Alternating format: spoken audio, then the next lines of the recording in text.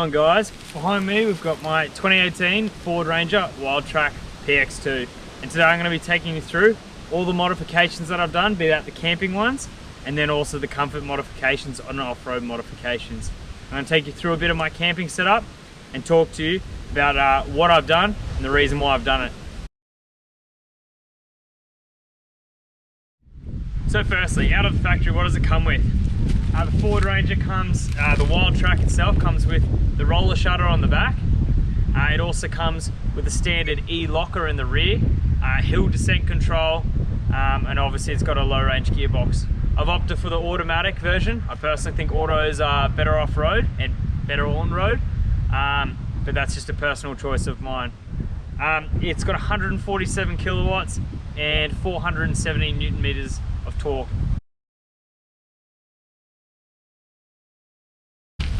So for my bar work, what I've gone with is the ARB Summit bar. I think it's still the best looking bar in the market, and that's 2 years after. I've seen a few other bars. I had a look at the TGM Chaser bar, the off-road animal bars, but I still can't go away from it, and I think it still comes out looking the best overall. So, and it's just the attention to detail that ARB goes into. So it obviously comes with the fitted little holes so you can reach through and unhook your winch and your the clutch on that, and then the fold-up number plate, which is also pretty handy as well.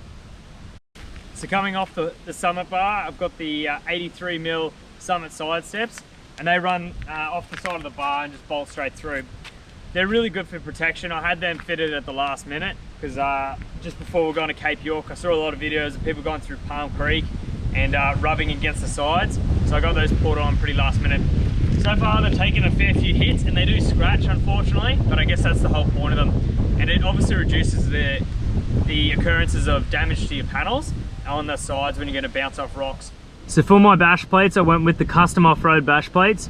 They're a 3mm thick version and they run back to the automatic transmission. I ordered them online and they arrived within a week, which was really good.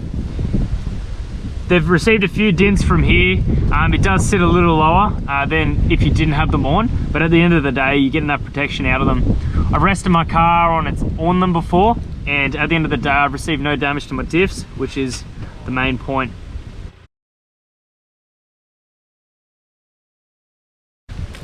So now talking modifications done to the engine. So I really haven't done a lot. Obviously, if you're going to go through any water crossings, the first thing you're going to need is a snorkel. So I went the TGM XGS snorkel. TGM does this sale called Think My Ride, and it normally pops up about twice a year. And I got this snorkel for 20% off. It's got a 3-year warranty. Originally I wanted the Safari snorkel, but it's really grown on me. It's a lot sleeker and it doesn't have as bulky a head at the top. So personally I find that good from an aesthetics point. You know, snorkel's a snorkel, to be fair, though, as long as it's sealed, it's good. I really haven't done a lot to the engine. Pretty much the only modification I've done is a secondary fuel filter. So that's a diesel care fuel filter, and that filters down to smaller particles than the standard one. So hypothetically, it should stop water from getting into the engine and then it hydro-locking when you really don't want it to.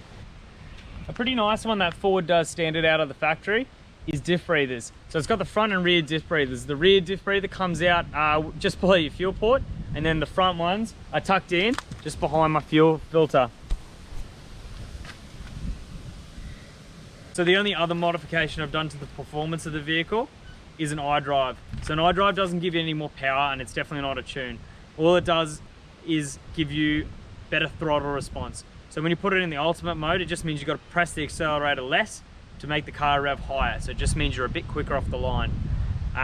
You can then go the other way and sort of dose up the accelerator, meaning that when you're trying to crawl over rocks and you just want a light touch of the accelerator, you can put it on eco mode and it'll just delay the throttle response that little bit, just giving you a little bit more control. So now going through the electrical setup. So starting from the front, I've had a different crank battery installed. I'm not going to lie to you, I'm not 100% sure which one it was. All I know is that when I went to Ford, they said my original one was depleted, and noting that I had a winch hooked up to it, they recommended I go to one of their larger variants. Could have been ripped off, I don't know. So firstly, sitting behind the grill is a DC 25 charger with a solar input. So that's hooked up to a 75 amp hour Optima yellow top battery, which sits on the chassis rail. So I didn't want the battery in the tub because I think that just wastes space. And at the time, they couldn't do anything behind the back of the seats. I've obviously seen a few setups now that sit behind the back of the seats, which I think is also really good. So they went with a different design, and they used all the usable space in the car, being putting the battery in a sort of steel box and shoving it on the chassis rail. It's rock solid, it's waterproof, and I've never had an issue with it. Just behind the grill is an Anderson plug where I can attach a solar input to. So I normally carry around a 200 watt solar blanket. We'll show you that in a second. But that just sits in the back seat of the car, and I can plug that in and I can get power to it. 75 amp hours isn't a great deal of battery power. However, if I'm rolling lights and a small fridge, I can get an overnighter out of it. If I park up, say at 12 o'clock in the day, well, normally I'll have to pull the solar out just to get through the night. Obviously it's an AGM battery, so I can't go below that 50% on it. So the main thing about this setup is the only 12 volt port that I have is right back in the tub. So when I'm touring, what I'll take is an adapter, and I get two inputs. So I'll normally plug a fridge into this one, and then my lights into that one. Or if I'm charging some gear overnight, I'll chuck that on after I've used up my lights. Just a cheap modification I had done to the car for the battery setup was to hook up a battery monitor to the secondary battery. So that tells me the volts that are in there. So it says at the moment there's 12.83 volts, and it's sitting at 100% power. Now, in addition to that, under the driver's seat here, you'll see this little button. As soon as I press that, it starts flooding power from the second battery to the crank battery. And you'll watch here, that starts dropping down to 12.62. And then if I let go, it should go back up. So what that does is, if I've ever got a flat crank battery, say from winching or anything like that, I can just hook it straight up, press that button, and it'll flood power to the main battery, allow me to start the car again. The last massive advantage that getting a Ford Ranger has is the stock plug-in for two 30 volt appliances in the back. So that's enough for me to charge any 18 volt power tools. So that's why when I roll my chainsaw or any of my power tools, nothing is petrol powered or anything like that. I literally just need to bring batteries, and as long as the car's turned on, the batteries are charging. So when we're talking recovery, I've got two recovery points installed at the front there. They're both 5,000 kilos rated each, and I can hook them together with a tree trunk protector to equalize it out and then attach a snatch strap. The reason why I went with those, both 5,000 kilos each, two of them together, 10,000 kilos, I tow a trailer, and I really wanted a lot of pulling power to be able to do that. I've seen videos of people have them come off and recovery points fail, so I just really wanted to play it safe and go something very strong. When you first get them installed though, they do come out looking pretty ugly. The whole piece is yellow. I painted the top of mine black, and I really am happy with that decision. They do hang a bit low, and every so often you will nick them. They are rock solid, they can take a hit. They do hang you up sometimes, which is a bit frustrating. Synthetic versus steel cable. I've had both. So I'm on my second winch now. They were both Wallen winches. The previous one was a Magnum 10,000 pound, and then the second one again being the Evo VR 10,000 pound. Quickly I'll state 10,000 pounds wide, not 12,000. The bar is only rated to 10,000 pounds. So to those people who went out and bought a Summit bar and then put something like a Dominator X, which is rated to 12,000 pounds, you technically have more poundage in your winch than what your bar can take, so it's technically not safe, but each to their own. Steel versus synthetic. So I prefer synthetic. It's lighter. When you want to go through a bog hole and you're not sure if you're going to come through, you can unspool it and then wrap it around your lights, wrap it around your aerial and stuff like that. So when you get this winch, you get two pieces of equipment. You get the controller and you get the cord. You don't necessarily need the cord because this is Bluetooth. So all you do is press that button at the top until that light turns blue, and then you press in and it'll wind your winch in. If the battery runs out, you can use the cord. Now the cord plugged into the winch doesn't charge the battery, and they're not a standard AA battery. You're gonna have to go to somewhere like J-Car and get a specific one. They're about 20 bucks a pop per battery. So if you're gonna go down that path, obviously, yeah, be prepared to pay for the batteries. So at the rear, for my recovery setup, I use the snatch block from XTM, which I bought at BCF for about $40. You can hook a snatch strap straight through your toe pin. However, this just makes life a bit easier. It saves you from putting one D-shackle on. It's already there. It's just a bit of a quicker setup. The benefit to using this as well is if you've got a mate who's winching off you, he can just hook the winch straight onto the back of that, and he doesn't have to hook up a strap to that toe pin, so he can pull on that. So it's a lot easier, much simpler setup. So keeping with the theme of recovery, we've got 4 MaxTrax up here on the roof. They're sitting up on top of a Pro Rack mounting MaxTrax mount. That was bought from Anaconda, and it just keeps them up out of the way. So firstly, you're not getting mud in your tub, or if you've got a wagon, you don't have to put them inside the vehicle, so they're just not getting dirty. As you can see, these ones are pretty filthy from yesterday. They're so diverse. You can use them in the sand, mud, rocks just as a bridge, and there's a lot of good videos on people demonstrating how to use them. Okay, so what wheels and tyres have I gone? I've gone a 265, 75, 16 General Grabber X3. So that's an American made tyre, and then they're on top of the wheels being the CSA Raptor 16-inch rims, so they're in the satin black. I think it's a really cool combination, and I think it looks great. In terms of the General Grabber X3's off-road traction, I'm so happy with them. I've been through sand, mud, water, bug holes, all the good stuff, and I really haven't struggled for traction too much. I did the whole tele track and did not get stuck once, did not have to rely on the winch, which was great. The only deficit for them is the fact that you don't get too great a mileage out of them. Maybe I haven't rotated them enough. I've done about 20,000 Ks and I have only rotated them once, so that's probably my fault. But I'm already starting to look for a new set of tyres, and I'm probably going to go the same tyre again because I just really liked them. But in terms of mileage, unfortunately, I'm a bit disappointed with them. In terms of my lift, I've gone a 2-inch lift, front and rear, with a 300 constant in the rear and heavy duty springs in the front. So that sat really nicely. Since then I have added a fair bit of weight to the front, being the lights, the underbody protection, the recovery points and the UHF, and a second winch, but obviously it should be the same there. And unfortunately it has sagged a bit at the front, but I'm still happy with the overall quality of the ride. It sits high enough and my CVs aren't on any excruciating angle, and they're sitting pretty flat. The good part about that is I tow a trailer, and that sits the rear end down a fair bit. So as soon as I put that trailer on, the whole car sits incredibly level. So in terms of communications, I've got a UHF hooked up, so the actual box is mounted under the dash, so all I see is the handset here, and I can control the volume, change channel, hit to scan, all that sort of stuff. I can do that off that controller there. I was trying to find a nice place to put it where it was comfortable to reach to, and I came to here, just stuck on with a little bit of double-sided tape. It sits nicely, and I can reach it one-handed without having to take my eyes off the road. Hooked up to that, I've got an aerial at the front. I'm not 100% sure which version it is. It's a metre long. Out on the tele track and Cape York, we're getting 5-6 Ks out of it. I really can't fault it.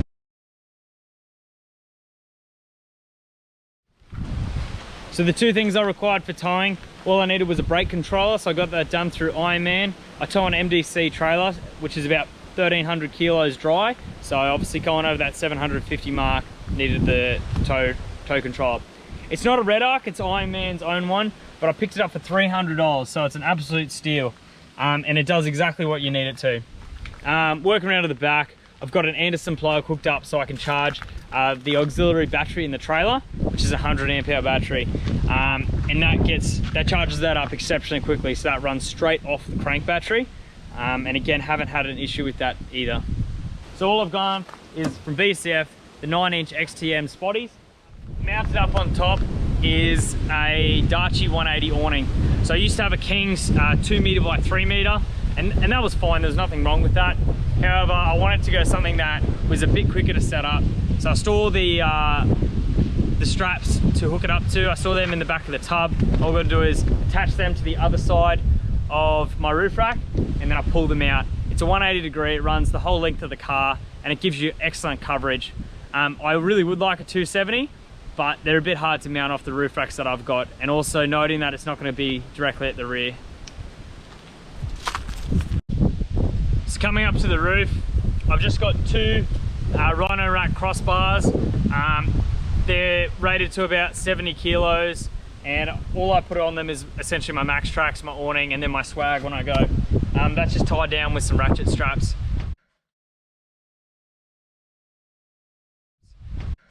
So in the cabin, a few musts that you have to do if you want to get longevity out of your car. I've put a dash mat up on the top. I've got a leather dash, which unfortunately in the heat will just start to crack if you don't really keep that polishing up to it. Rubber mats. They have come in handy so much. As you can see, they're absolutely filthy at the moment, but the carpet underneath is relatively clean. Even though the Wildtrak comes with really nice seats, I've covered them up with seat covers. If you go off-roading and there's lots of dirt coming in through the windows, or just in general, you're dirty getting in and out, you got to put seat covers on if you want to preserve the life of your vehicle. In terms of navigation, I use a HEMA HX1. I love the Explore function on it. I think you'd be silly to go anywhere without it. So I use the HEMA HX1 for navigation. It's just so good to know exactly where you are on those tracks. I keep the HEMA Australia's Road Atlas in here as well as a backup, and that does work for places where there's not a lot of smaller tracks. However, as soon as you start going to like the Vic High Country, my HEMA did stuff up at one point and I ended up having to rely on these, and honestly I was struggling to navigate off it. The tracks and the detail isn't good enough just in the Atlas. I know you can get zoomed in maps, which are a lot better, but if you only get one, I'd prefer the HEMA. The HEMA is exceptional for navigation, and I really wouldn't tour without it. So when I'm deflating my tyres, I use two pieces of equipment. I use the Storm tyre deflators, and they're the quickest means to let down your tyres. You can fiddle around with them and get them down to the pressure that you want. Or the other option, if I want to do it manually, I'll use the ARB tyre deflator here. So that there has a digital reading, hook it up, and it's a lot better than the manual plug-in ones. You can let your tyres down perfectly with this. When I'm inflating my tyres, all I need is this hose here, which plugs into my tyre inflator, like that. And then this end here plugs into a mounted air compressor, which is sitting behind the back seat of the car. So I'll just show you a photo of that now. So that sits in there nice and snug, and the little port sits off to the side so I can use it with the seat folded back. So I plug that in and turn the compressor on.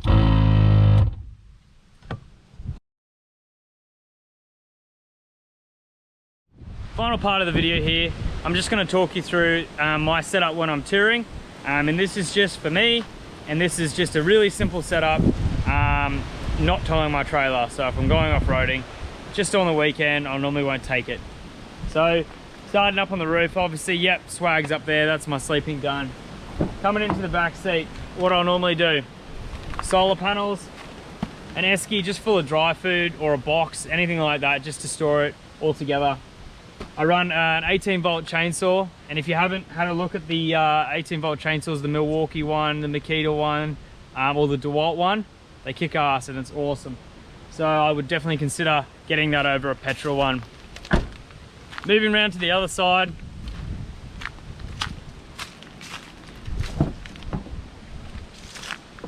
I'm running a 40 litre Brass Monkey fridge. Why am I running a Brass Monkey? I spent all my money on the Waco that goes in my trailer, and I couldn't afford another one. So 40 litres, to be fair, does the job perfectly. Strap down here. When I'm driving, I charge it off the 12 volt in the car. As I explained earlier with my 12 volt setup, my dual battery hooks up in the rear. So as soon as I stop for the night, I have to plug it in the rear. Getting a plug in the back is on my list of things to do. Rolling around to the tub. I don't take a lot in the tub because I try and keep it under the roller shutter. If it rains, obviously I want to try and shut that lid as best I can. So I'll take a splitter for my wood, a small fold-out table, camp chair, butane cooker. I know people cook with gas bottles, but butane cooker, so simple, so cheap. And then that black box at the rear just has literally all my camping kitchen gear in it. So I got my plates, bowls, and then I got a billy and saucepans and a few different things like that. Washing up gear, cups, all that sort of good gear. So I'll carry 2 jerrys, and depending on where I'm going, I'll carry a few more. So 1 fuel jerry, just as emergencies. I'll try not to use it. It's literally still full from the last trip. I was close to running out of fuel at the high country, but I got down to Dargo just in time, so that's still full. Over here, I've got a jerry, and this isn't my drinking water. This is just used for washing up, washing your feet. So it's just got a little hose on it, and just gravity feeds out there. Continuing on, right down the back of that green tub is my toolbox. I just carry simple things like an angle grinder, drill, a few pliers and stuff like that, zip ties, and a few spares. So I've got Fuel Doctor, WD-40. I've got an impact wrench as well, so changing tires is a bit easier. Just a few tools just to get me out of trouble. I'm not very mechanically minded, so if I get really stuck, I'm in a lot of trouble. My skills stop as soon as it's changing a tire. And then I carry a big green trunk here, which has all the stuff I try not to use too much of. So my recovery gear sits in there, in this black bag here. I've got a box of spares of everything. Gone to the rear, that's nuts, bolts, random little bits and bobs of extras that I've carried that have got me out of trouble more times than I can mention. And then out the back there, I've got a bucket, a pop-up bucket that I use for washing up. Take toilet rolls, all that sort of stuff in there, torches, just stuff I don't use as often, I'll keep in there. The only things that I do go to quite regularly are the lights, which are in this little bag just to keep it separate. And then underneath the recovery set is the awning straps, which also sit, they're normally on top. So I use those pretty often as well. So that's literally all I take when I go camping. So it's a nice simple setup. Pull the awning out, swag, table, chair, and that's about it. In terms of drinking water, I'll normally just take one of those little 10-litre ones that you buy from Woolworths for $4. It's just easier than having to fill it up out of the jerry. My biggest pet peeve was having to unstrap the jerry every time you wanted to use it. So that's why I've just gone for the smaller ones, and they just sit in here normally. Okay guys, that concludes my Ford Ranger walkthrough.